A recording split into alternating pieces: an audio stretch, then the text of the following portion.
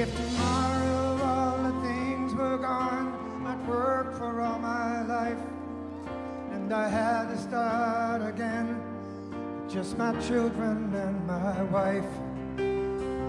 Thank my lucky stars to be living here today, 'cause our flag still stands for freedom, and they can't take that away. And I'm proud to be an American, where at least I know I'm free. And I won't forget the men who died, who gave that right to me. And I gladly stand up next to you and defend her still today. 'Cause there ain't no doubt I love this land. Sing it. God bless the USA.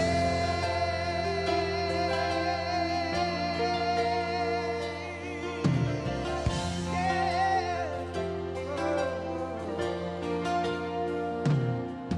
From the lakes of Minnesota to the hills of Tennessee, across the plains of Texas, from sea to shining sea, from Detroit to Houston and New York to LA. There's pride in every American heart, and it's time we stand and say that I'm proud to be an American, where at least I know I'm free. And I won't forget the men who died, who gave that right to me. And I gladly stand up next to you and defend her still today. 'Cause there ain't no doubt I love this land. God bless the USA.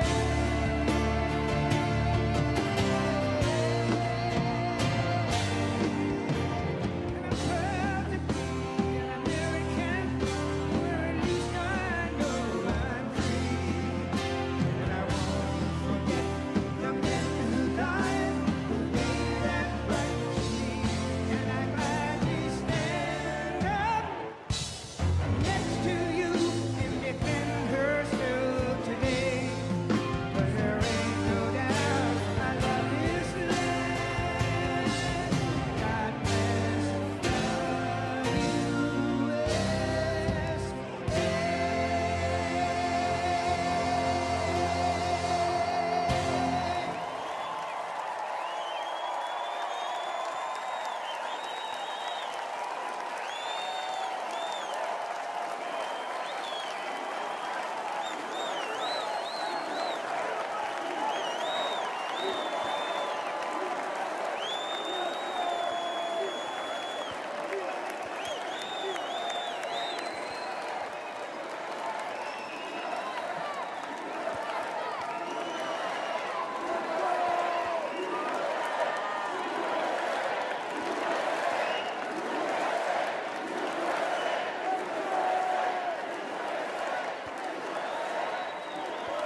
Thank you very much.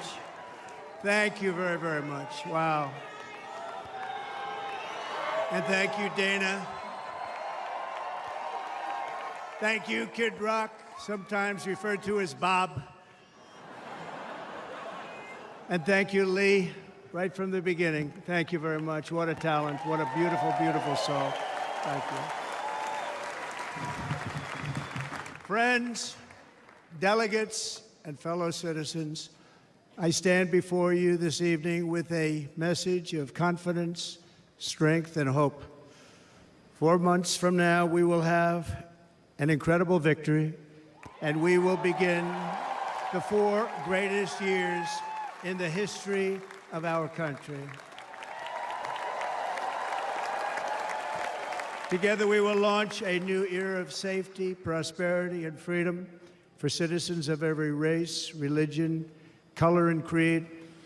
The discord and division in our society must be healed. We must heal it quickly. As Americans, we are bound together by a single fate and a shared destiny. We rise together or we fall apart. I am running to be president for all of America, not half of America, because there is no victory in winning for half of America. So tonight, with faith and devotion, I proudly accept your nomination for President of the United States. Thank you.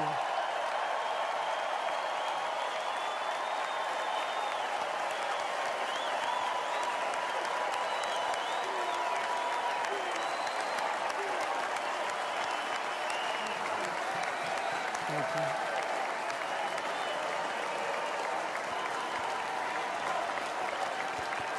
Thank you very much.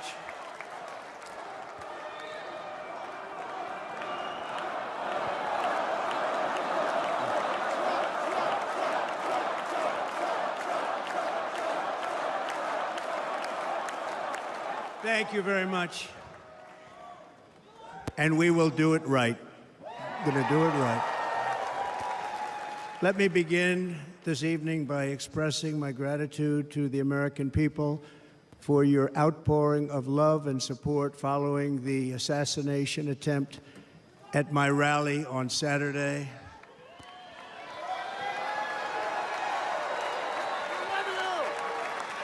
As you already know, the assassin's bullet came within a quarter of an inch of taking my life.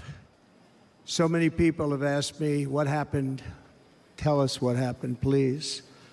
And therefore, I will tell you exactly what happened, and you'll never hear it from me a second time because it's actually too painful to tell. It was a warm, beautiful day in the early evening in Butler Township in the great Commonwealth of Pennsylvania. Music was loudly playing, and the campaign was doing really well. I went to the stage, and the crowd was cheering wildly. Everybody was happy.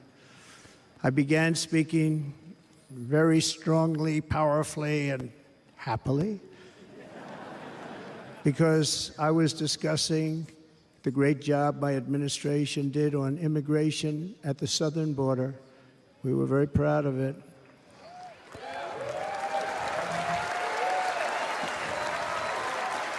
Behind me and to the right was a large screen that was displaying a chart of border crossings under my leadership.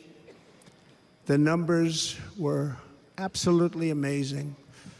In order to see the chart, I started to, like this, turn to my right and was ready to begin a little bit further turn, which I'm very lucky I didn't do, when I heard a loud whizzing sound and felt something hit me really, really hard on my right ear. I said to myself, wow, what was that? It can only be a bullet. And moved my right hand to my ear, brought it down. My hand was covered with blood, just absolutely blood all over the place. I immediately knew it was very serious, that we were under attack, and in one movement proceeded to drop to the ground. Bullets were continuing to fly as very brave Secret Service agents rushed to the stage, and they really did. They rushed to the stage.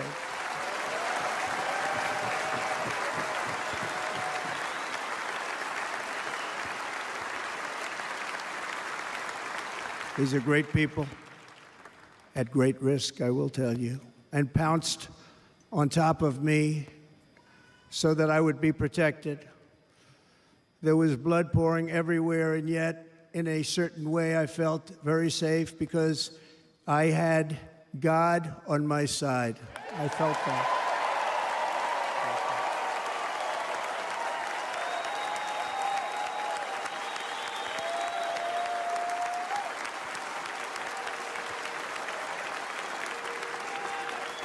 The amazing thing is that prior to the shot, if I had not moved my head at that very last instant, the assassin's bullet would have perfectly hit its mark, and I would not be here tonight. We would not be together.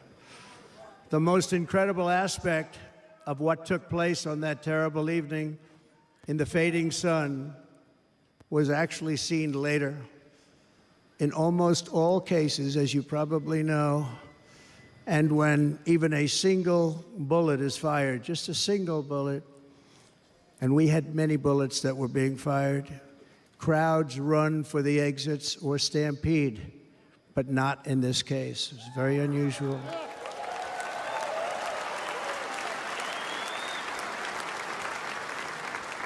This massive crowd of tens of thousands of people stood by and didn't move an inch.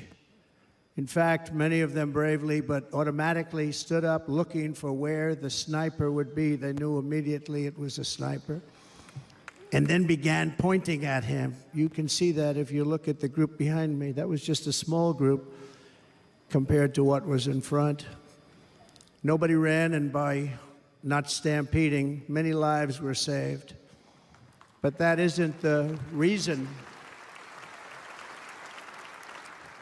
that they didn't move. The reason is that they knew I was in very serious trouble. They saw it. They saw me go down. They saw the blood and thought, actually most did, that I was dead. They knew it was a shot to the head. They saw the blood. And there's an interesting statistic. The ears are the bloodiest part. If something happens with the ears, they bleed more than any other part of the body. For whatever reason, the doctors told me that. I said, why is there so much blood? He said, it's the ears. They bleed more. So we learned something, but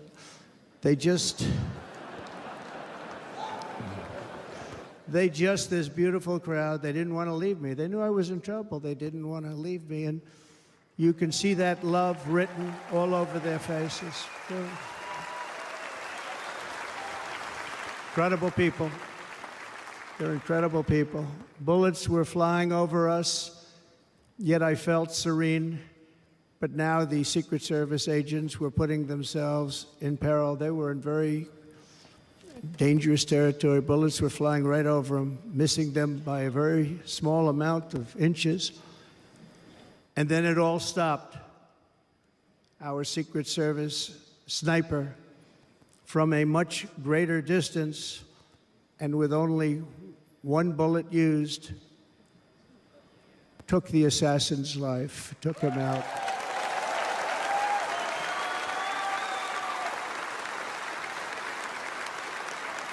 I'm not supposed to be here tonight. Not supposed to be here. No.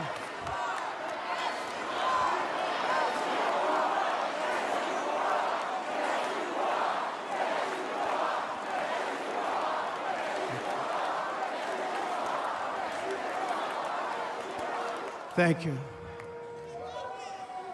But I'm not. And I'll tell you, I stand before you in this arena only by the grace of Almighty God.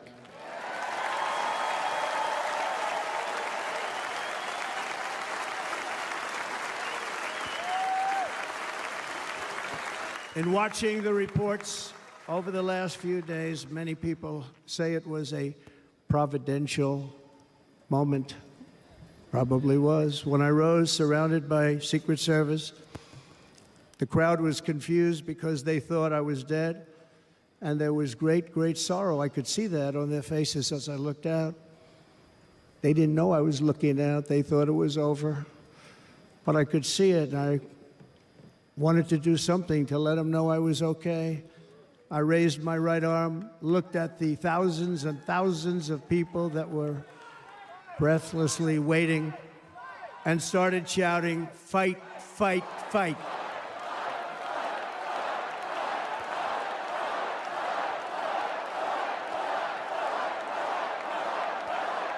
Thank you. Once my clenched fist went up, and it was high into the air. You've all seen that.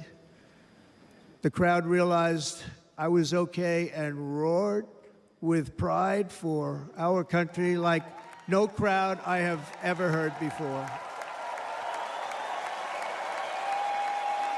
Never heard anything like it. For the rest of my life, I will be grateful for the love shown by that giant audience of patriots that stood bravely on that fateful evening in Pennsylvania.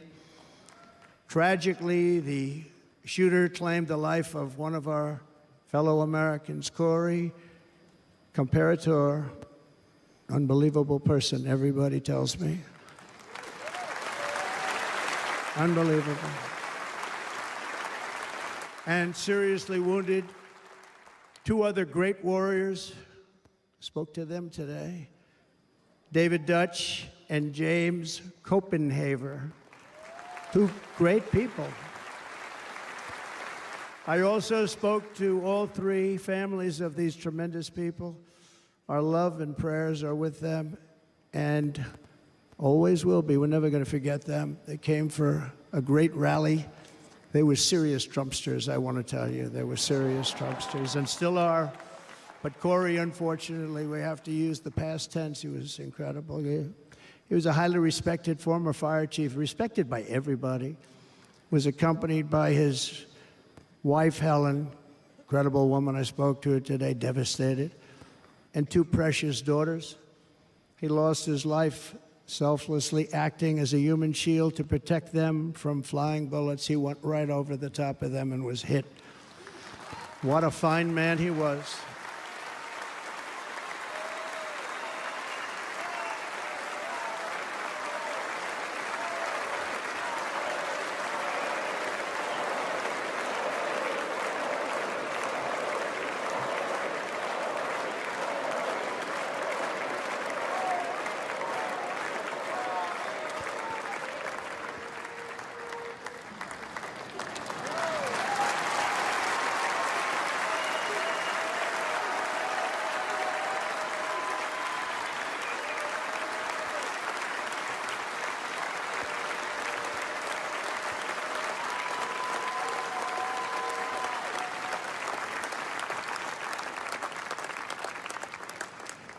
I want to thank the fire department and the family for sending his helmet, his outfit, and it was just something, and they're going to do something very special when they get it. But we did something which cannot match what happened, not even close.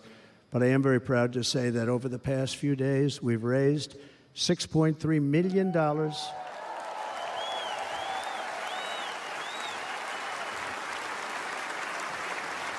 for the families of David, James, and Corey, including from a friend of mine just called up. He sent me a check right here. I just got it. $1 million from Dan Newland. Thank you, Dan. And again, when speaking to the family, I told them, I said, well, I'm going to be sending you a lot of money, but it can't compensate. They all said the same thing. You're right, sir. We appreciate so much what you're doing, but nothing can take the place in the case of Corey. And the other two, by the way, they were very, very seriously injured, but now they're doing very well. They're going to be okay. They're going to be doing very well.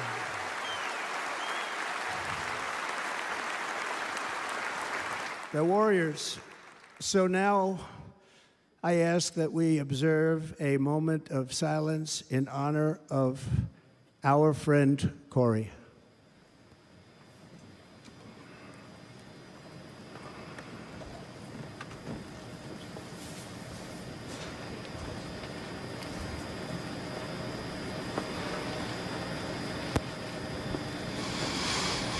There is no greater love than to lay down one's life for others. This is the spirit that forged America in her darkest hours, and this is the love that will lead America back to the summit of human achievement and greatness. This is what we need. Despite such a heinous attack, we unite this evening more determined than ever. I am more determined than ever, and so are you. So is everybody on your side.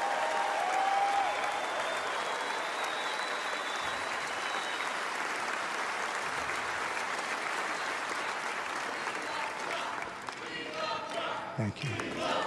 Thank you very much.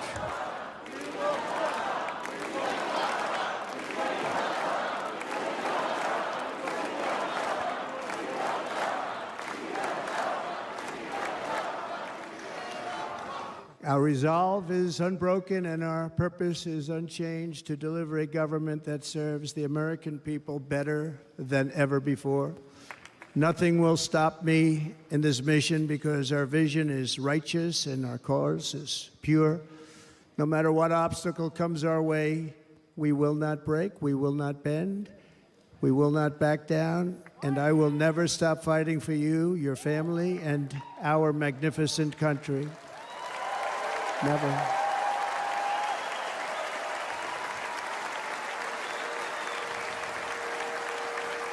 And everything I have to give with all of the energy and fight in my heart and soul, I pledge to our nation tonight. Thank you very much. I pledge that to our nation.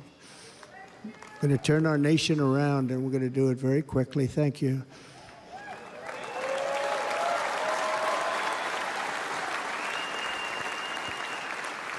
This election should be about the issues facing our country and how to make America successful, safe, free, and great again.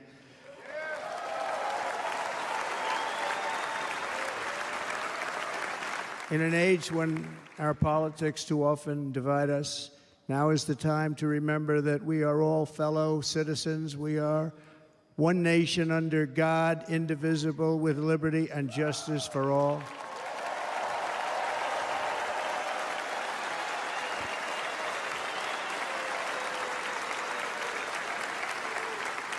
And we must not criminalize dissent or demonize political disagreement, which is what's been happening in our country lately at a level that nobody has ever seen before. In that spirit, the Democrat Party should immediately stop weaponizing the justice system and labeling their political opponent as an enemy of democracy. Especially since that is not true. In fact, I am the one saving democracy for the people of our country.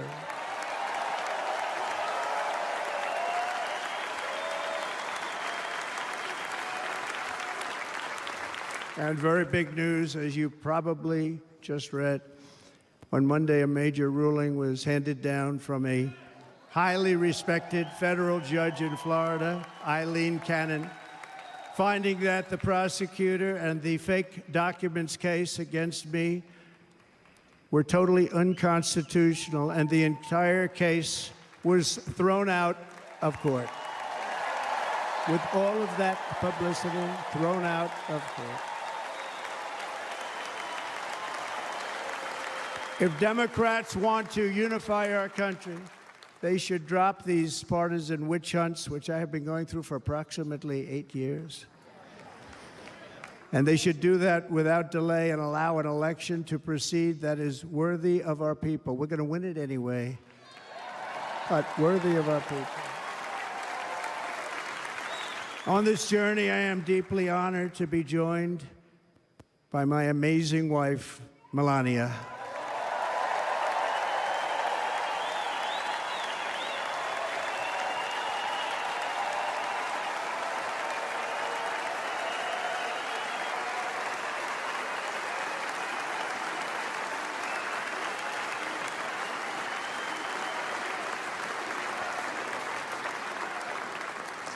And Melania, thank you very much. You also did something really beautiful, a letter to America calling for national unity, and it really took the Republican Party by surprise. I will tell you, it was beautiful.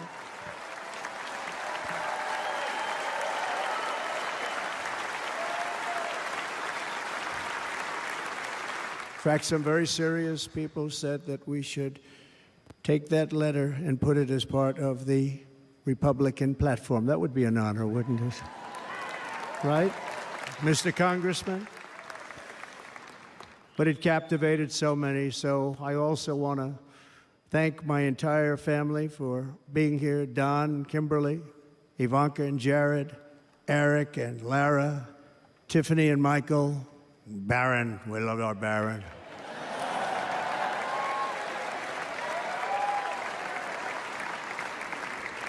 And of course, my 10 wonderful grandchildren. You saw a few of them up there on my lap before.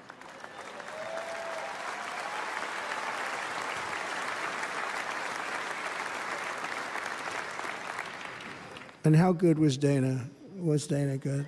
I mean, was he good? He was on probably the only vacation he's had in about, maybe ever, because he works, but about 10 years with his wife, very far away. I won't tell you where, but very, very far away, beautiful place. And my people called, and he said, I won't be able to do it. This is many, many years. I promised my wife I can't do it. And they came in, they said, Dana won't be able to do it, because he was my first, second, and third choice.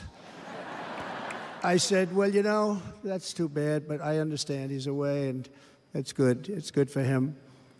And that was it. About 30 minutes later, she came back in, sir, Dana just called. He's going to do it. And his wife, she said, you can't turn him down. You just can't do it. You have to go. That's a good wife.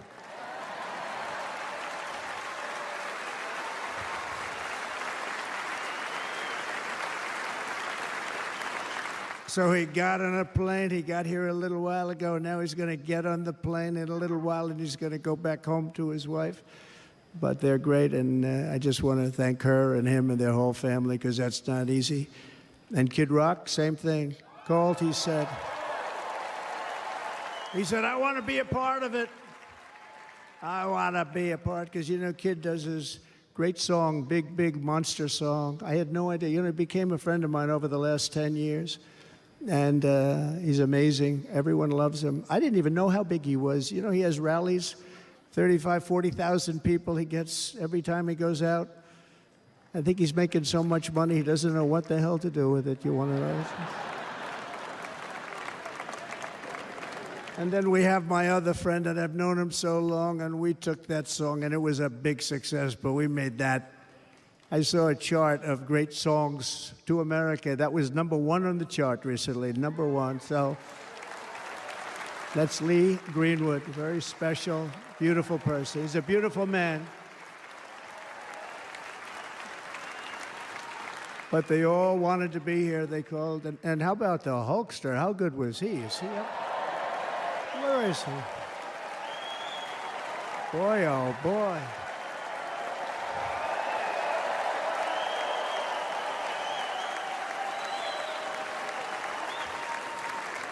They may call that entertainment. I know about entertainment, but when he used to lift a 350-pound man over his shoulders and then bench press him 2 rows into the audience, I say maybe entertainment, but he is one strong son of a gun. I will tell you, I watched it many times.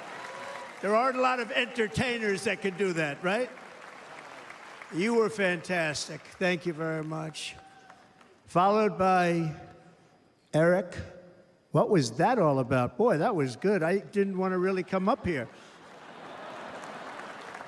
But he was so great, and he's such a good young man. He went through a lot of trouble, and Don last night was incredible. They went through so much trouble. They got subpoenaed more than any people probably in the history of the United States. Every week they get another subpoena from the Democrats, crazy Nancy Pelosi, the whole thing, just boom, boom, boom. They've got to stop that, because they're destroying our country. We have to work on making America great again, not on beating people. And we won. We beat them and all. We beat them on the impeachments. We beat them on indictments. We beat them. But the time that you have to spend, if they would devote that genius to helping our country, we'd have a much stronger and better country.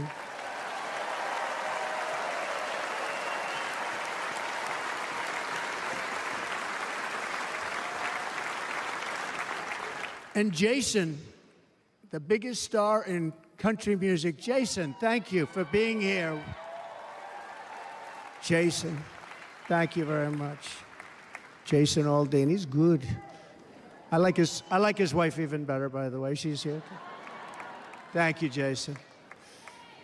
But I'm thrilled to have a new friend and partner fighting by my side, the next Vice President of the United States, the current Senator from Ohio, J.D. Vance, and his incredible wife, Usha.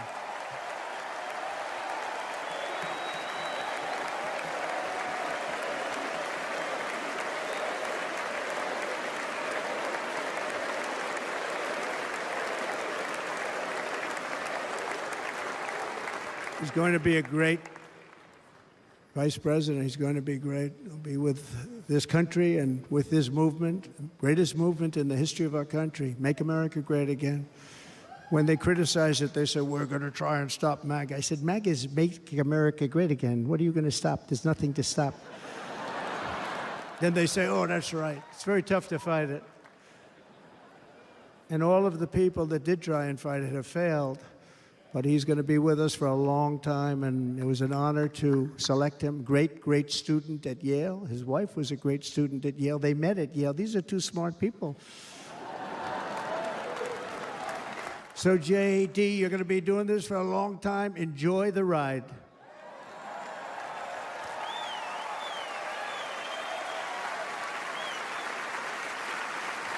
And a very special thank you to the extraordinary people of Milwaukee and the great state of...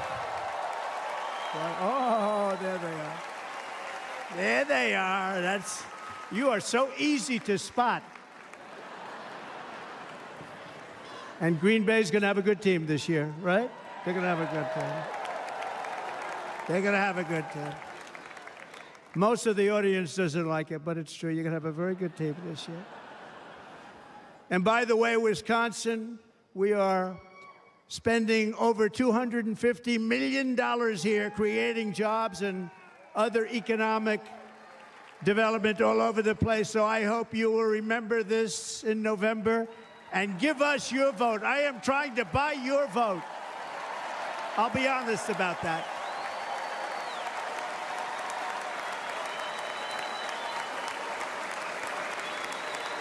And I promise we will make Wisconsin great again. We're going to make it. Thank you, Mr. Governor. Thank you very much. Thank you. I'm here tonight to lay out a vision for the whole nation, to every citizen, whether you're a young or old man or woman, Democrat, Republican, or independent, black or white, Asian or Hispanic. I extend to you a hand of loyalty and of friendship. Together we will lead America to new heights of greatness like the world has never seen before. We were right there in the first term. We got hit with COVID. We did a great job. Nobody knew what it was, but nobody's ever seen an economy pre-COVID. And then we handed over a stock market that was substantially higher than just prior to COVID. Coming in, did a great job. Never got credit for that. We got credit for the war and defeating ISIS and so many things, the great economy, the biggest tax cuts ever, the biggest regulation cuts ever, the creation of Space Force, the rebuilding of our military. We did so much. We did so much. Right to try. Right to try is a big deal. We got right to try. They were trying to get that for 52 years. Somebody's terminally ill. And hopefully there's nobody in this audience, but it does happen a lot. They're terminally ill and they can't use our new space-age drugs and other things that we are way ahead. We have the greatest doctors in the world, the greatest laboratories in the world, and you can't do it. They've been trying to get that approved for 52 years. Wasn't that easy? The insurance companies didn't want to do it. They didn't want the risk. The labs didn't want to do it because if it didn't work, people are pretty far down the line toward death. They didn't want to do it. The doctors didn't want to have it on their records, so I got everybody into an office. 52 years they tried. Sounds simple, but it's not. And I got them to agree that somebody that needs it will, instead of going to Asia, Europe, or someplace, or if you have no money going home and dying, just die. We got them to sign an agreement, agree to it, where they're not going to sue anybody. They're going to get all of this stuff. They're going to get it really fast. And what's happened is we're saving thousands and thousands of lives. It's incredible. Right to try. It's a great feeling. Under our leadership, the United States will be respected again. No nation will question our power. No enemy will doubt our might. Our borders will be totally secure. Our economy will soar. We will return law and order to our streets, patriotism to our schools, and importantly, we will restore peace, stability, and harmony all throughout the world. But to achieve this future, we must first rescue our nation from failed and even incompetent leadership. We have totally incompetent leadership. This will be the most important election in the history of our country.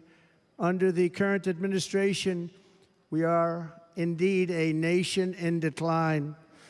We have an inflation crisis that is making life unaffordable, ravaging the incomes of working and low-income families, and crushing, just simply crushing our people like never before. They've never seen anything like it. We also have an illegal immigration crisis, and it's taking place right now as we sit here in this beautiful arena. It's a massive invasion at our southern border that has spread misery, crime, poverty, disease, and destruction to communities all across our land. Nobody's ever seen anything like it. Then there's an international crisis, the likes of which the world has seldom been part of. Nobody can believe what's happening. War is now raging in Europe and the Middle East.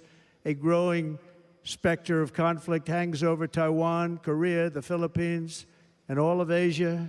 And our planet is teetering on the edge of World War III. And this will be a war like no other war because of weaponry. The weapons are no longer army tanks going back and forth shooting at each other. These weapons are obliteration. It's time for a change. This administration can't come close to solving the problems. We're dealing with very tough, very fierce people. They're fierce people. And we don't have fierce people. We have people that are a lot less than fierce, except when it comes to cheating on elections and a couple of other things. Then they're fierce. Then they're fierce. So tonight, I make this pledge to the great people of America. I will end the devastating inflation crisis immediately, bring down interest rates, and lower the cost of energy. We will drill, baby, drill.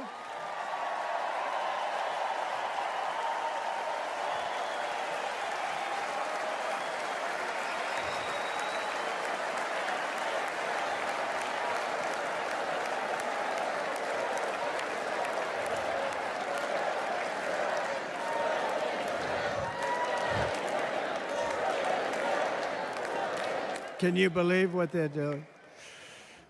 But by doing that, we will lead a large-scale decline in prices. Prices will start to come down. Energy raised it. They took our energy policies and destroyed them. Then they immediately went back to them, but by that time, so much was lost.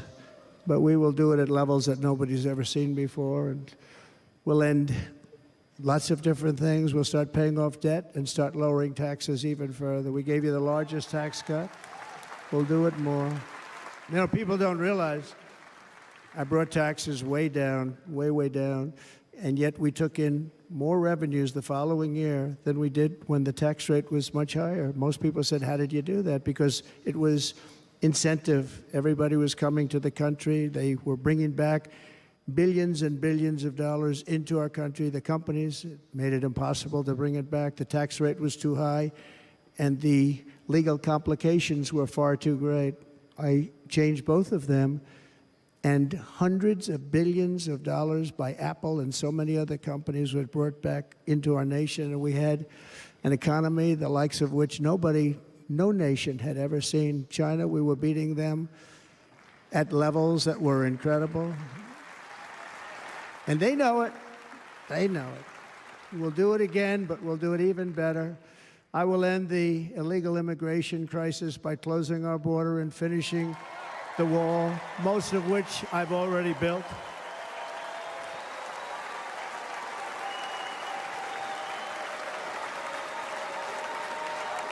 On the wall, we were dealing with a very difficult Congress. And I said, oh, that's okay. We won't go to Congress. I call it an invasion. We gave our military almost $800 billion, I said, I'm going to take a little of that money because this is an invasion, and we built, most of the wall is already built, and we built it through using the funds because what's better than that? We have to stop the invasion into our country that's killing hundreds of thousands of people a year. We're not going to let that happen.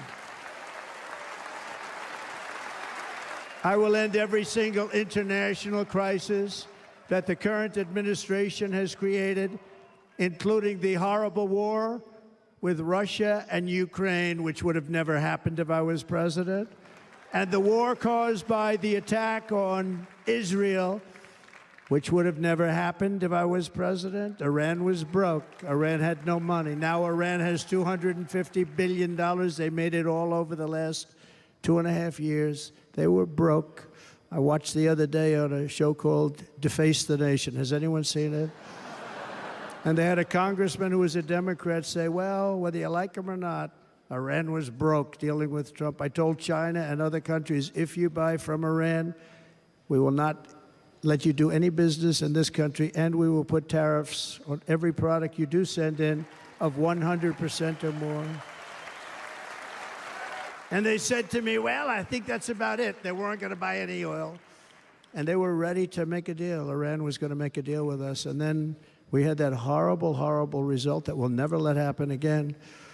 The election result, we're never going to let that happen again. They used COVID to cheat. We're never going to let it happen again. And they took off all the sanctions, and they did everything possible for Iran.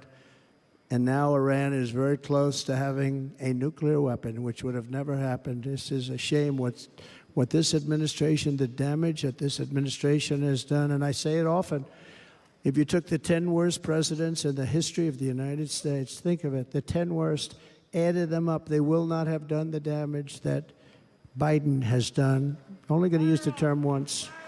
Biden. I'm not going to use the name anymore, just one time. The damage that he's done to this country is unthinkable. It's unthinkable.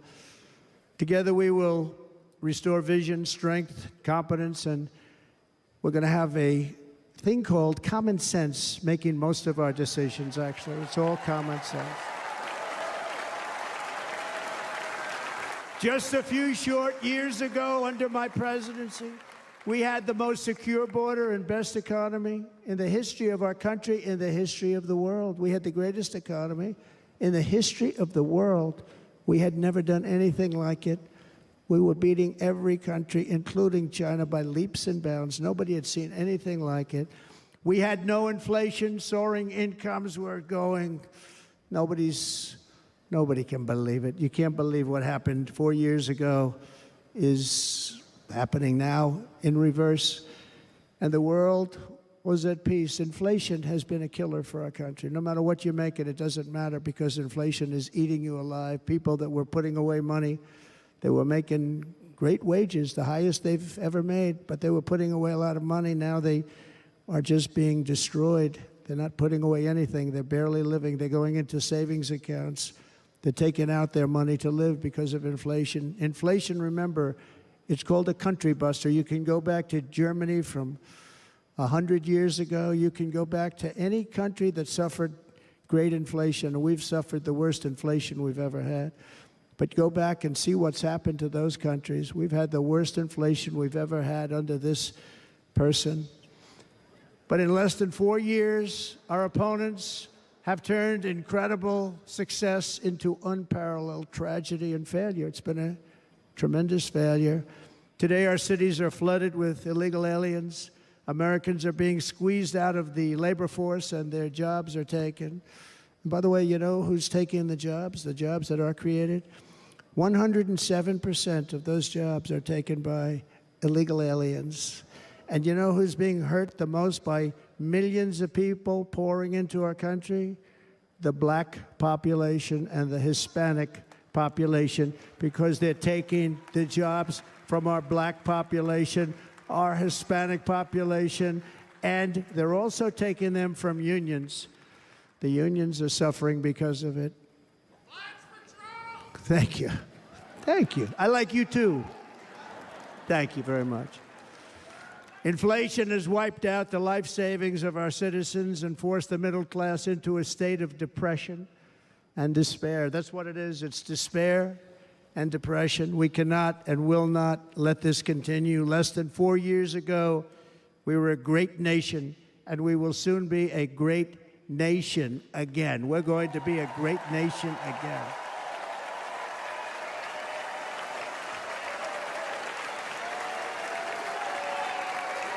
Thank you. With proper leadership, every disaster we are now enduring will be fixed, and it will be fixed very, very quickly. So tonight, whether you've supported me in the past or not, I hope you will support me in the future, because I will bring back the American dream. That's what we're going to do. You don't even hear about the American dream anymore. With great humility, I am asking you to be excited about the future of our country. Be excited. Be excited.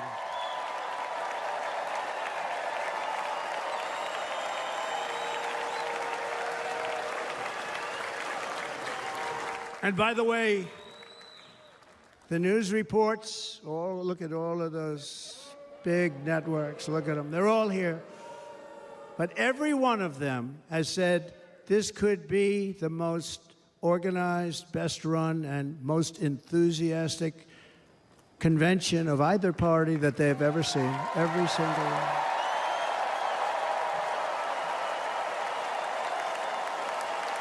And it's true. It's true. And there's love in the room. There's great love in the room.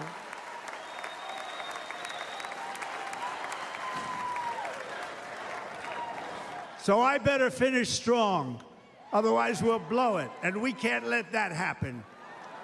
Now, this was great. All of the great people that spoke, and everybody hit a home run. I mean, there's not one that I can think of where I said, oh, gee, that wasn't great. Every single person. I refuse to be the only one. Don't do that to me. They're already getting ready. See, I gave them an idea. Now, this was a great convention. This was, I think we're actually going to go home and miss it. You know, usually with a first of all, look at these crowds. You'd never have this at a convention. Look at these crowds.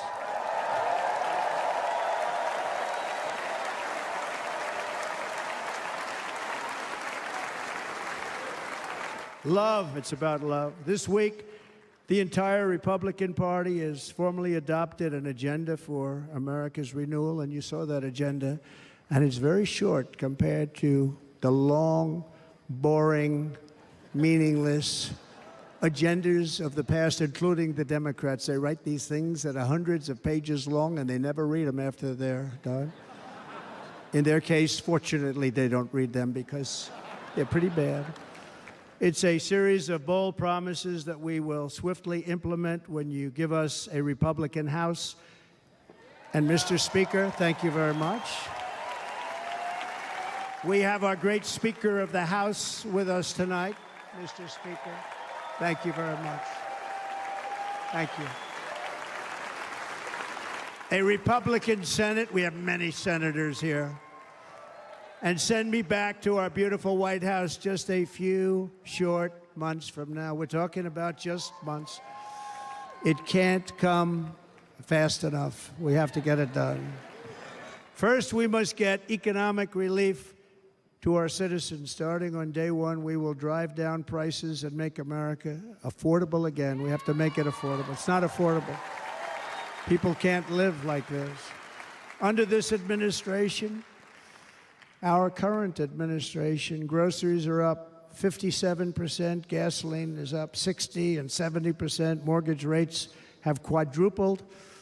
And the fact is, it doesn't matter what they are because you can't get the money anyway. You can't buy houses. Young people can't get any financing to buy a house. The total household costs have increased an average of $28,000 per family under this administration. Republicans have a plan to bring down prices and bring them down very, very rapidly. By slashing energy costs, we will in turn reduce the cost of transportation, manufacturing, and all household goods. So much starts with energy. And remember, we have more liquid gold under our feet than any other country by far. We are a nation that has the opportunity to make an absolute fortune with its energy. We have it, and China doesn't.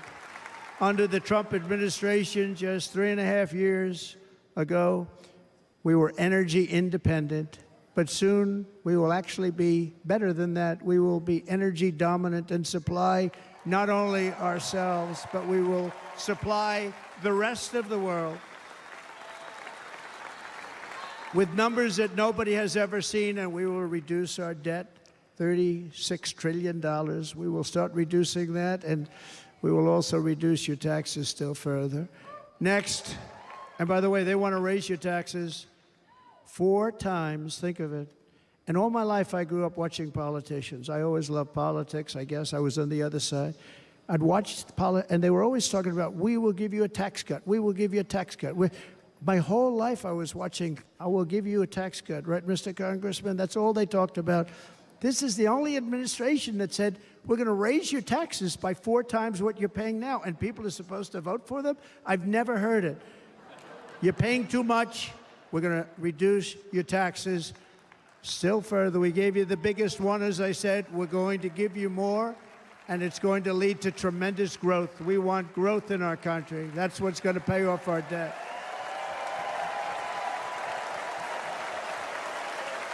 And next, we will end the ridiculous and actually incredible waste of taxpayer dollars that is fueling the inflation crisis. They spent trillions of dollars on things having to do with the Green New Scam. It's a scam. And that's caused tremendous inflationary pressures in addition to the cost of energy. And all of the trillions of dollars that are sitting there not yet spent, we will redirect that money for important projects like roads, bridges, dams, and we will not allow it to be spent on meaningless Green New Scam ideas.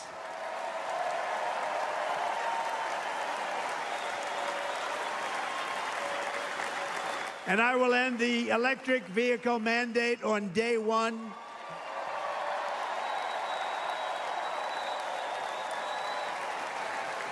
Thereby saving the U.S. auto industry from complete obliteration, which is happening right now, and saving U.S. customers thousands and thousands of dollars per car. And right now, as we speak, large factories just started are being built across the border in Mexico. So with all the other things happening on our border, and they're being built by China to make cars and to sell them into our country. No tax, no anything.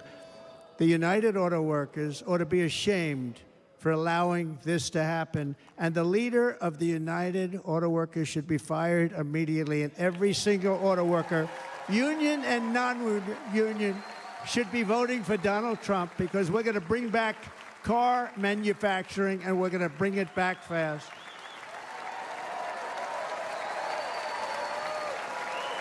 They're building some of the largest auto plants anywhere in the world. Think of it, in the world. We're going to bring it back. We're going to make them. We don't mind that happening, but those plants are going to be built in the United States, and our people are going to man those plants.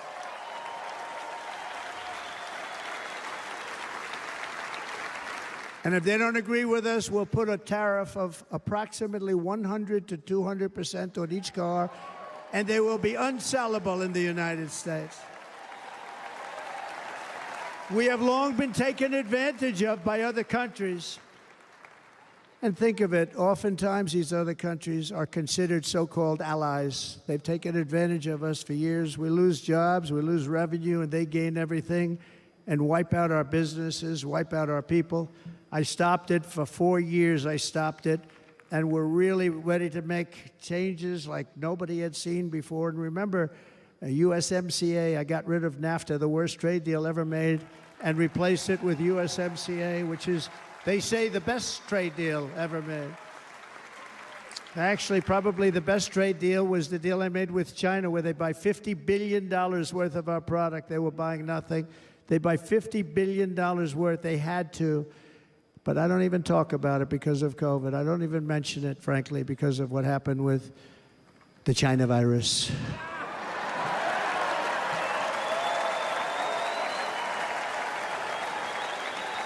We will not let countries come in, take our jobs, and plunder our nation. They come and do that.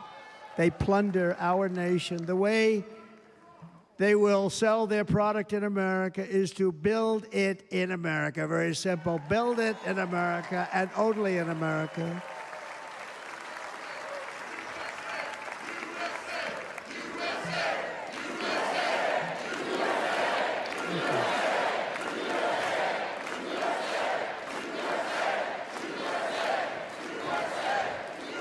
And this very simple formula, and Congress has to go along with us, and they will. This very simple formula will create massive numbers of jobs. We will take over the auto industry again, and many, many, hundreds of thousands of jobs. We lost so many jobs over the years. If you go back 20, 25 years, they've stolen, going to China and Mexico, about 68% of our auto industry manufacturing jobs. We're going to get them all back. We're going to get them all back, every one of them. At the center of our plan for economic relief are massive tax cuts for workers that include something else that's turned out to be very popular, actually. Here it's very popular, in this building and all those hotels that I saw that are so nice. I'm staying in a nice one. It's called no tax on tips.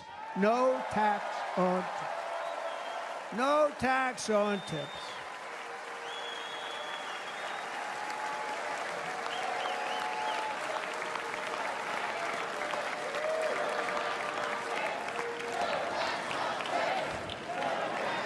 I got that by having dinner recently in Nevada, where we're leading by about 14 points.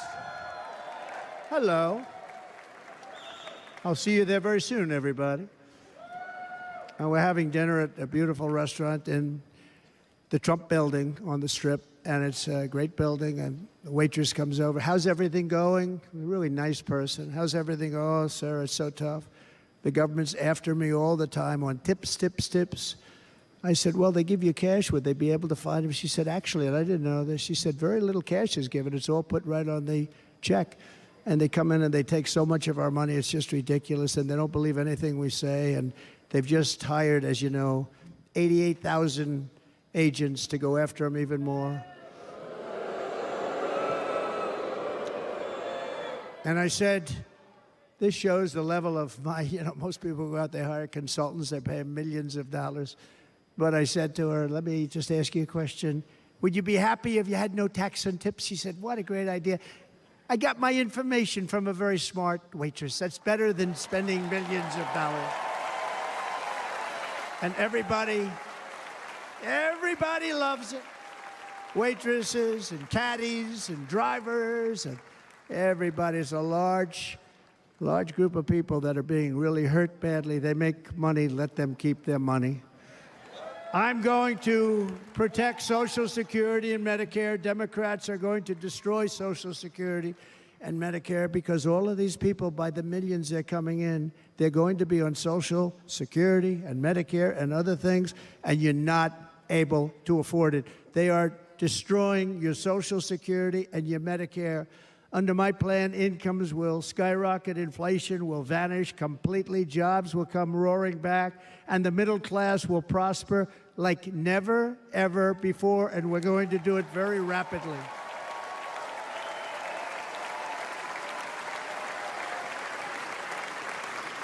But no hope or dream we have for America can succeed unless we stop the illegal immigrant invasion, the worst that's ever been seen anywhere in the world. There's never been an invasion like this anywhere. Third world countries would fight with sticks and stones not to let this happen.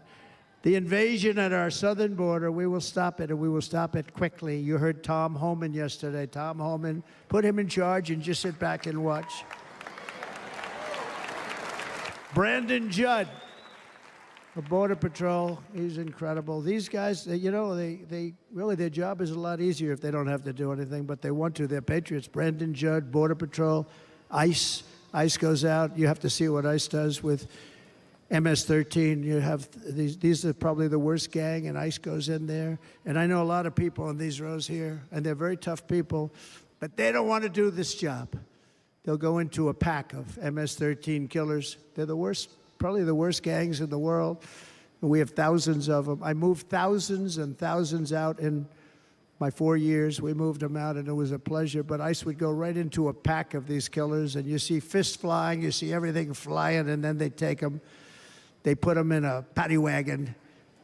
They take them back, and they get them out of our country. And the other countries weren't accepting them back, and I called up, and I said, tell them that we're not giving them economic aid anymore. And the next day, I got calls from all of these countries that were terminated. Billions of dollars we spend on economic aid to countries that does us, frankly, no good. And the next day I was called by everybody. I couldn't take all the calls. Sir, what's the problem? I said, you won't take your killers back that you sent in caravans into America. You won't take them back. Well, sir, if you'd like us to, we would give very serious consideration to doing that. And within 24 hours, they were being taken back. For years and years, when I first came in, they said President Obama tried to get him to go back, and they wouldn't accept him. They'd put planes on the runway so you couldn't leave the plane. They'd close the road so you couldn't take the buses. They'd all have to turn back. As soon as I said no more economic aid of any kind to any country that does that, they called back and they said, sir, it would be our great honor to take MS-13. We love them very much. We love them very much, sir. We'll take them back. At the heart of the Republican platform is our pledge to end this border nightmare and fully restore the sacred and sovereign borders of the United States of America, and we're going to do that on day one.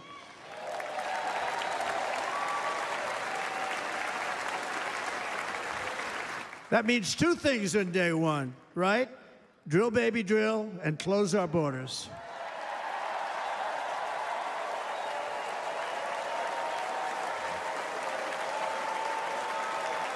And by the way, and I think everybody as a Republican, as a patriot in this room, and most Democrats, we want people to come into our country, but they have to come into our country legally. Legally. Less than 4 years ago, I handed this administration the strongest border in American history. But you can see on the chart that saved my life, that was the chart that saved my life. I said, look it, I'm so proud of it. I think it's one of the greatest, it was done by the Border Patrol, one of the greatest charts I've ever seen. It showed everything just like that. You know the chart. Oh, there it is. That's pretty good. Wow. Last time I put up that chart, I never really got to look at it. But without that chart, I would not be here today.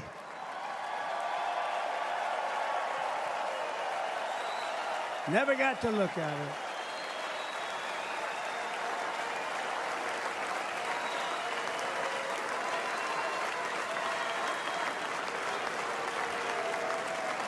I said, you got to see this chart. I was so proud of it, and by the time I got to there, I never got to see it that day. But I'm seeing it now, and I was very proud. If you look at the arrow on the bottom, that's the lowest level, the one on the bottom, heavy red arrow. That's the lowest level of illegal immigrants ever to come into our country in recorded history, right there. Right there. And that was my last week in office.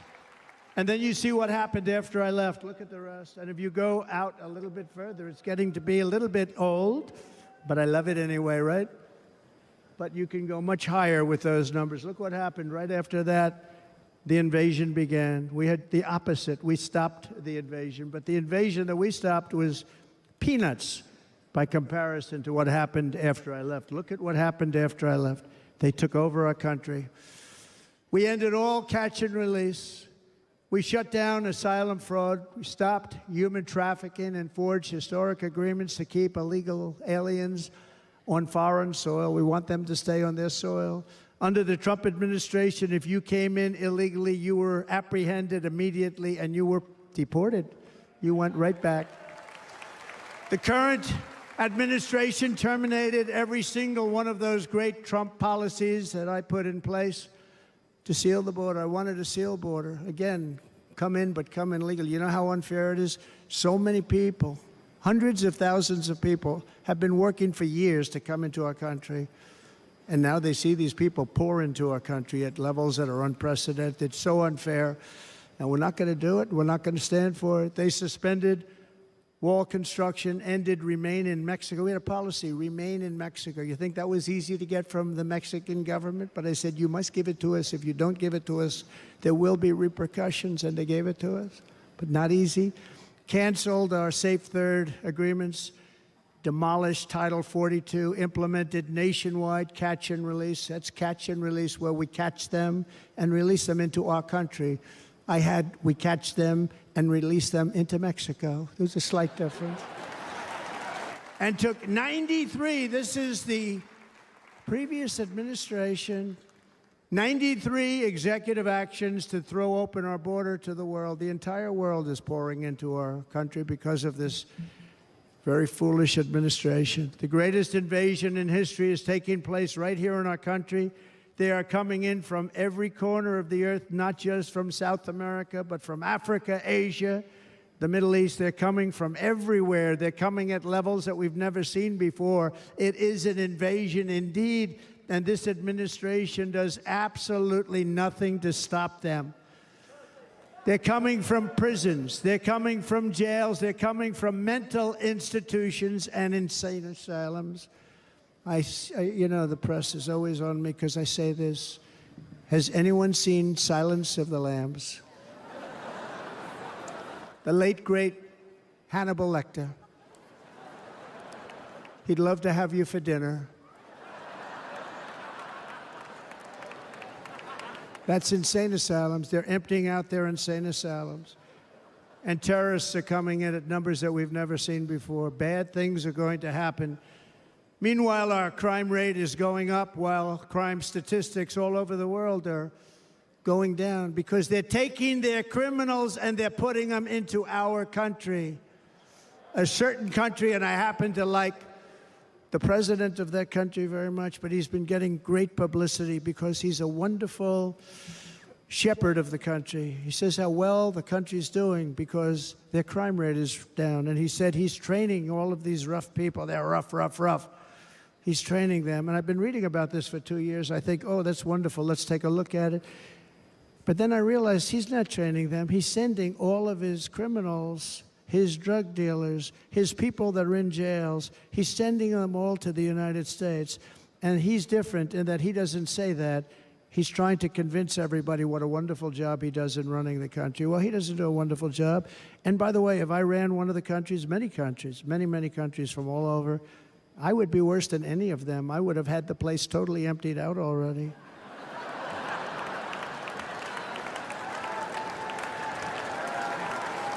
But we become a dumping ground for the rest of the world, which is laughing at us. They think we're stupid. And they can't believe that they're getting away with what they're getting away with, but they're not going to be getting away with it for long. That's what I can tell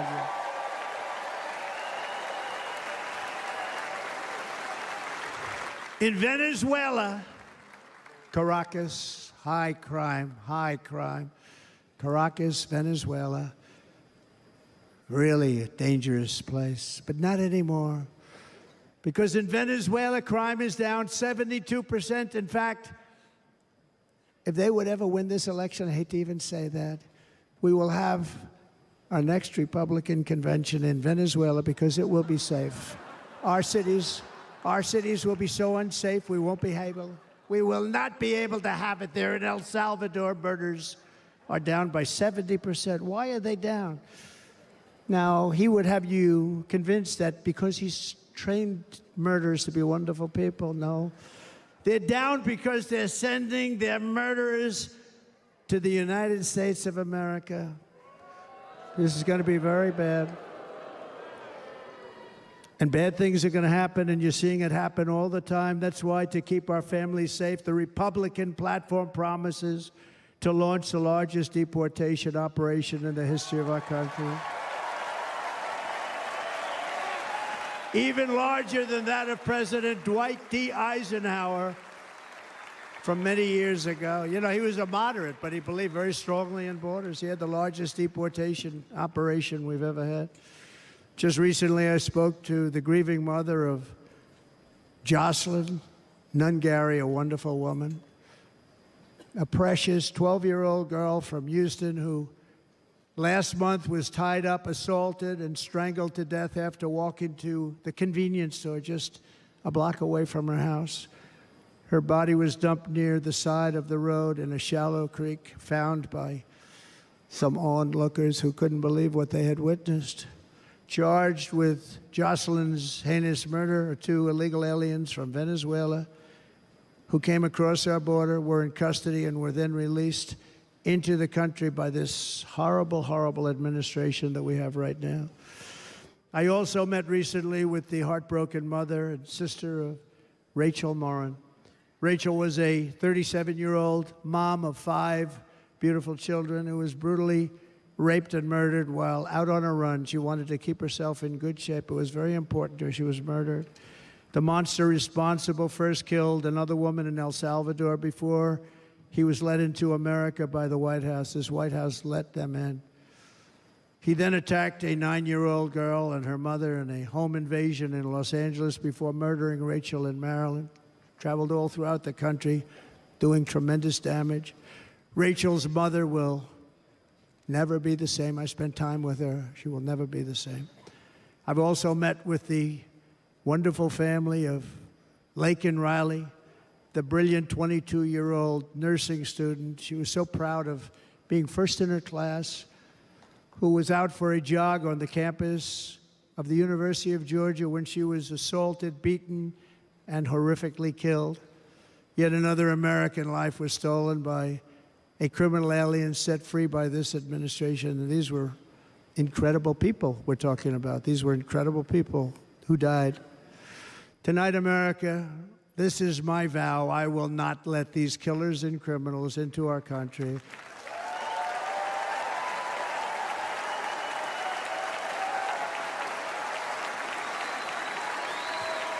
I will keep our sons and daughters safe.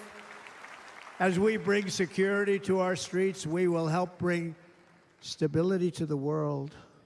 I was the first president in modern times to start no new wars. You know, we were the toughest, we were the most respected. And you saw this.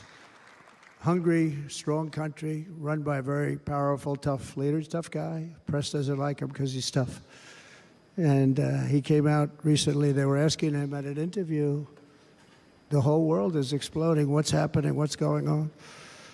Viktor Orban, Prime Minister of Hungary, very tough man. He said, I don't want people coming into my country and blowing up our shopping centers and killing people. But they said to him, tell us what's going wrong, what's happening, what is it?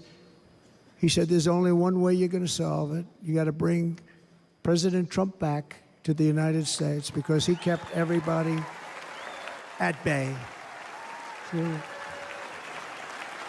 He used a word I wouldn't use because I can't use that word. Because you'd say it was braggadocious. The press would say he was a braggart. I'm not a braggart. But Viktor Orban said it. He said Russia was afraid of him. China was afraid of him. Everybody was afraid of him.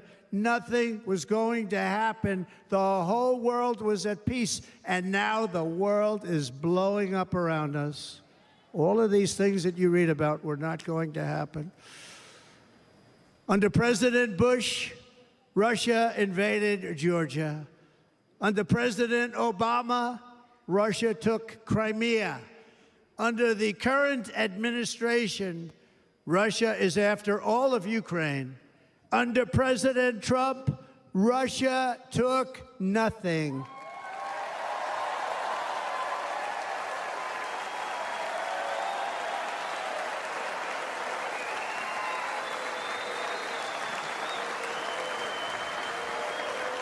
We defeated 100% of ISIS in Syria and Iraq, something that was said to take 5 years, sir. It'll take 5 years, sir.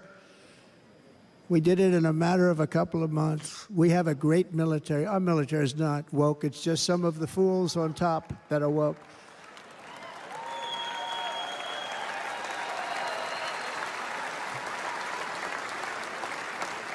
I got along very well. North Korea, Kim Jong-un, I got along very well with him. The press hated when I said that. How could you get along with him? Well, you know, it's nice to get along with somebody who has a lot of nuclear weapons or otherwise, isn't it? See, in the old days, they'd say, that's a wonderful thing. Now they say, how could you possibly do that? But no, I got along with him, and we stopped the missile launches from North Korea. Now North Korea is acting up again, but when we get back, I get along with him. He'd like to see me back, too. I think he misses me, if you want to know the truth. Our opponents inherited a world at peace and turned it into a planet of war. We're in a planet of war. Look at that attack on Israel. Look at what's happening with Ukraine. The cities are just bombed out. How can people live like that where buildings, massive buildings, are falling to the ground? It began to unravel with the disastrous withdrawal from Afghanistan, the worst humiliation in the history of our country. We have never had a humiliation like that. 13 heroic U.S. service members were tragically and needlessly killed. 45 others were horrifically wounded. Nobody ever talks about them. No arms, no legs, face explosions, horrifically wounded. And by the way, we have a man in this room who's running for the U.S. Senate from a great state, Nevada, named Sam Brown, who paid the ultimate price. Thank you, Sam. Thank you, Sam. Thank you. He paid the biggest price probably ever paid by anybody that is running for office, and I think he's going to do great. He's running against a person that is not good, not respected, a total lightweight. But Sam, I think, paid, really, we were talking about it with some of the senators that are working so hard for Sam, but he paid the biggest price of any senator ever to run for the Senate. I don't think anybody's ever what he did. He was a real hero, a really great person, and he's running, and I hope that everybody gets out and votes for Sam Brown.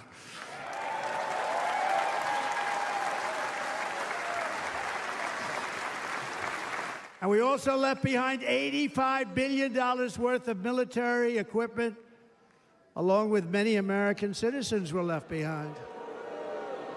Many, many American citizens, emboldened by that disaster, Russia invaded Ukraine. They saw this group of people that were incompetent. We took the soldiers out first. No, we're going to take the soldiers out second. If they would have followed my plan, we had a great plan. But the plan only kicked in if they did everything perfectly, and they weren't doing things perfectly, so we said it doesn't kick in. You know, 18 months in Afghanistan, we didn't have one, so they were killing them left and right, snipers. And I spoke to the head of the Taliban. You've heard this story. Abdul, still there, still the head of the Taliban. The press got on me, why would you speak to him? I said, because that's where the killing is. I don't have to speak to somebody that has nothing to do with it. And I told him, don't ever do that. Don't ever do that again. Don't ever, ever do that again. You've got to stop. Because during the Obama administration, many great people and soldiers, but a lot of soldiers were being killed from long distance. I said, if you keep doing that, you're going to be hit harder than anybody's ever been hit by a country before.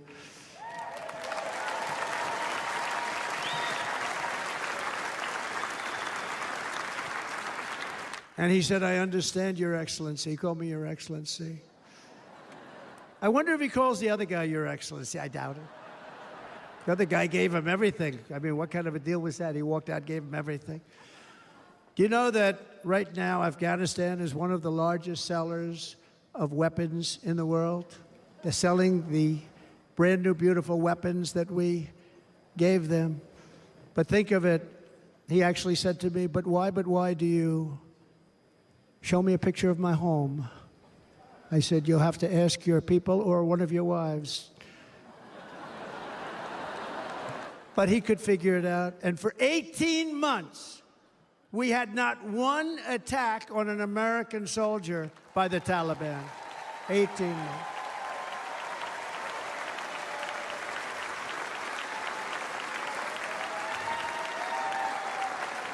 And then we had that horrible day where soldiers were killed. I was not there because of a ridiculous election.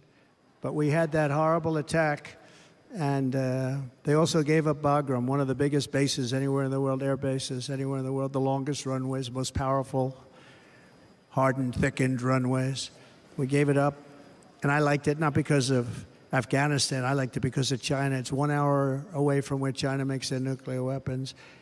And you know who has it now? China has it now. We were keeping that.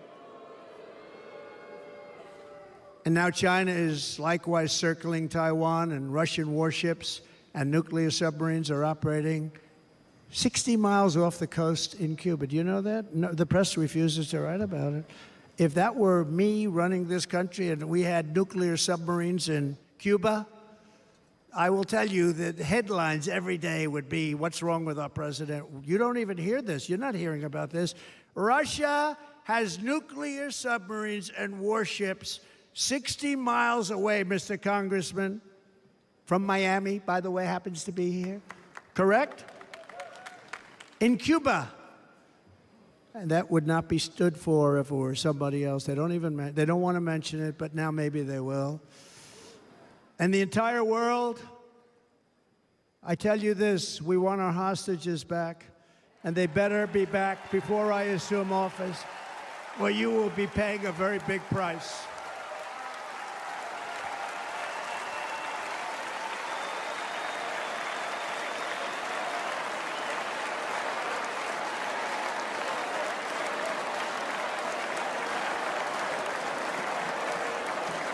With our victory in November, the years of war, weakness, and chaos will be over. I don't have wars. I had no wars other than ISIS, which I defeated, but that was a war that was started. We had no wars. I could stop wars with a telephone call.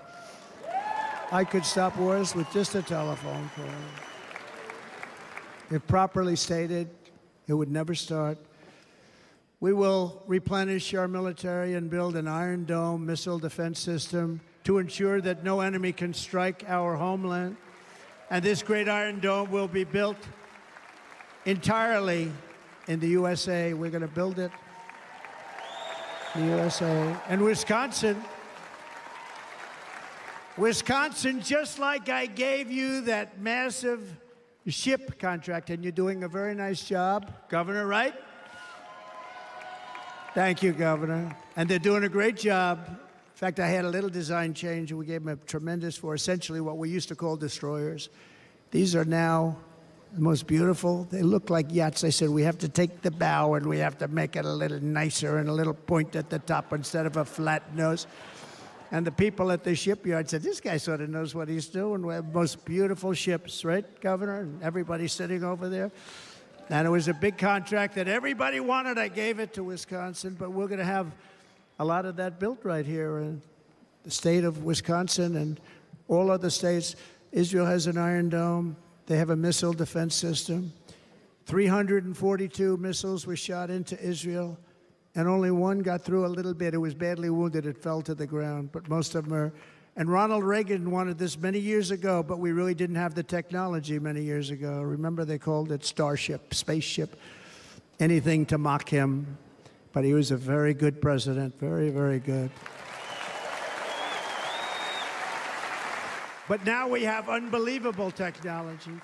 And why should other countries have this and we don't? No, we're going to build an Iron Dome over our country, and we're going to be sure that nothing can come and harm our people. And again, from an economic development standpoint, we're going to make it all right here. No more sending it out to other countries in order to help.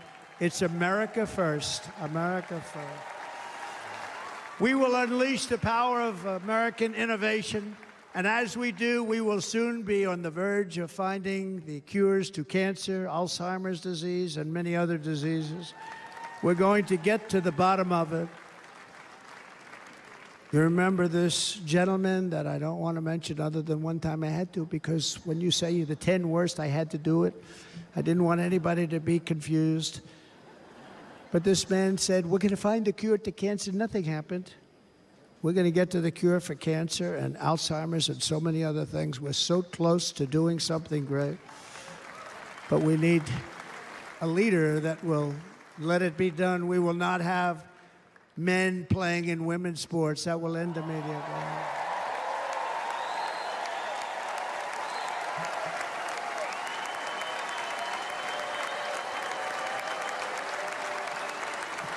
And we will restore and renovate our nation's once great cities, making them safe, clean, and beautiful again. And that includes our nation's capital, which is a horrible killing field. So many things. They leave from Wisconsin, they go to look at the Washington Monument, they end up getting stabbed, killed, or shot. We will be very soon very proud of our capital, again, Washington, D.C.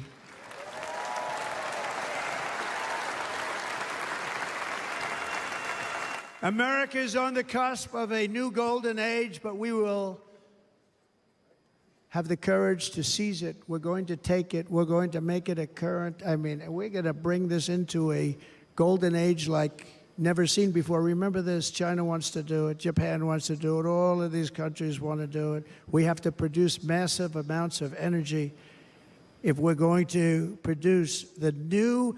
If you look at some of the things that have been done and some of the things that we're going to do, but AI needs literally twice the electricity that's available now in our country. Can you imagine?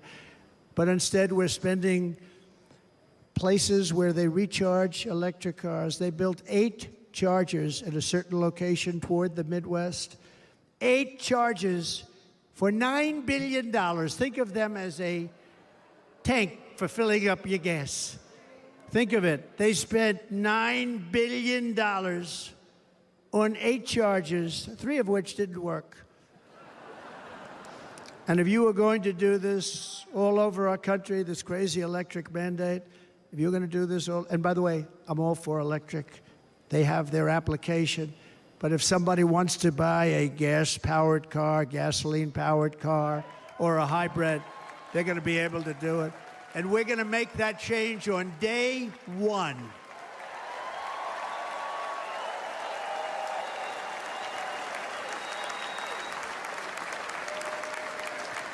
So to conclude, just a few short days ago, my journey with you nearly ended. We know that. And yet, here we are tonight, all gathered together, talking about the future, promise, and a total renewal of a thing we love very much. It's called America. We live in a world of miracles. None of us knows God's plan or where life's adventure will take us. I want to thank Franklin Graham for being here tonight. He's an outstanding man. He wrote me a note recently. I have a lot of respect for him. Sir, I love your storytelling. I think it's great in front of these big rallies. But sir, please do me one favor. It won't make any difference. Please don't use any foul language. I was a little embarrassed. I said, he said, it won't make any difference. Actually, it does. The story's not quite as good, but I've been very good. The story is not quite as good, to be honest. I've got to have a little talk with Franklin, but he was great. He's a great gentleman. His father was so incredible, Billy Graham. My father used to love taking me to see Billy Graham. My father would take me to see Billy Graham at Yankee Stadium.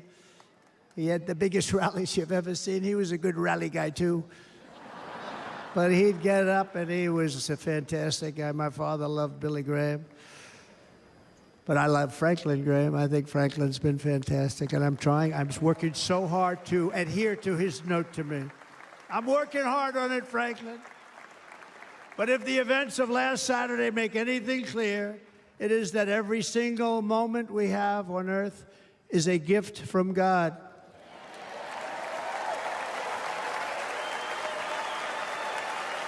We have to make the most of every day for the people and for the country that we love.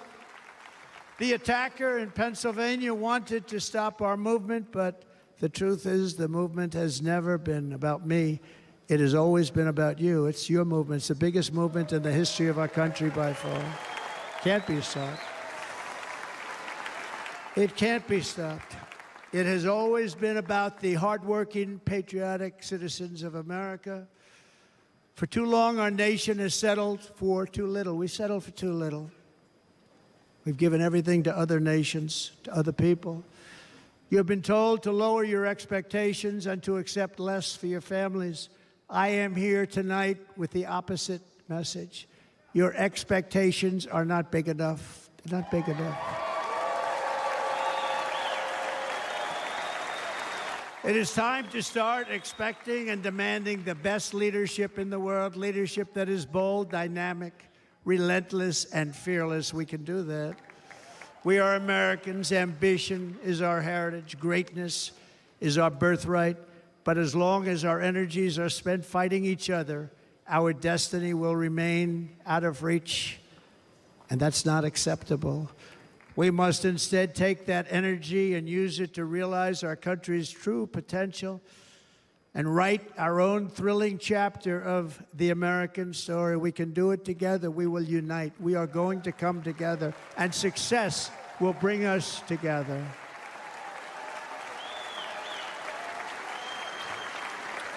It is a story of love, sacrifice, and so many other things. And remember the word, devotion. It's unmatched devotion.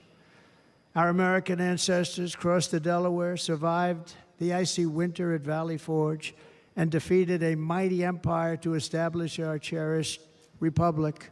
They fought so hard, they lost so many. They pushed thousands and thousands of miles across a dangerous frontier, taming the wilderness to build a life and a magnificent home for their family. They packed their families into covered wagons, trekked across hazardous trails, scaled towering mountains, and braved rivers and rapids to stake their claim on the wide open, new, and very beautiful frontier. When our way of life was threatened, American patriots marched onto the battlefield, raced into enemy strongholds, and stared down death and stared down those enemies to keep alive the flame of freedom. At Yorktown, Gettysburg, and Midway, they joined the roll call of immortal heroes. So many just so many heroes, so many great, great people. And we have to cherish those people. We can't forget those people. We have to cherish those people.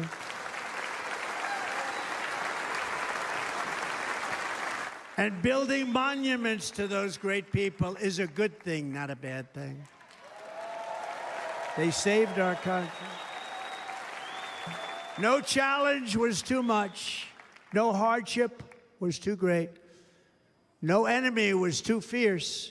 Together, these patriots soldiered on and endured, and they prevailed because they had faith in each other, faith in their country, and above all, they had faith in their God.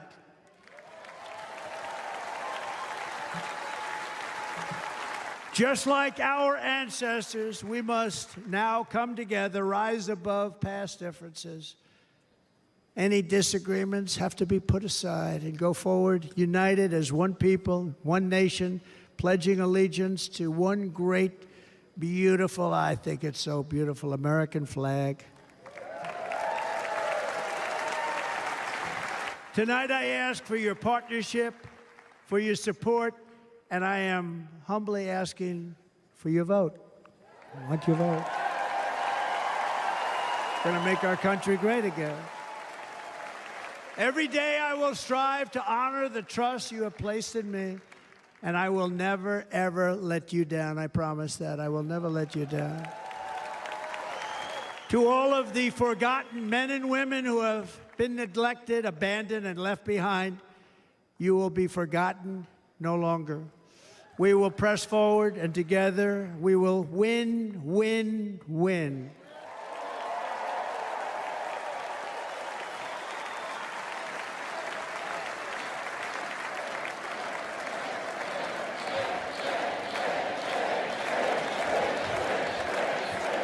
Win, win, win, win, win, win.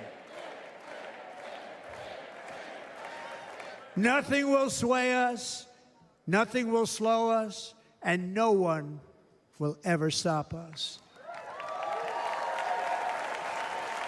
No matter what dangers come our way, no matter what obstacles lie in our path, We will keep striving toward our shared and glorious destiny, and we will not fail. We will not fail. Together, we will save this country, we will restore the republic, and we will usher in the rich and wonderful tomorrows that our people so truly deserve. America's future will be bigger, better, bolder, brighter, happier, stronger, freer, greater, and more united than ever before.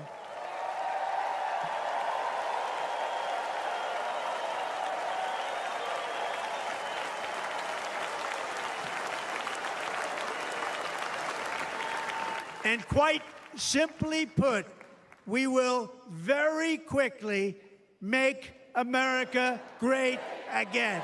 Thank you very much. Thank you very much. Wisconsin, God bless you.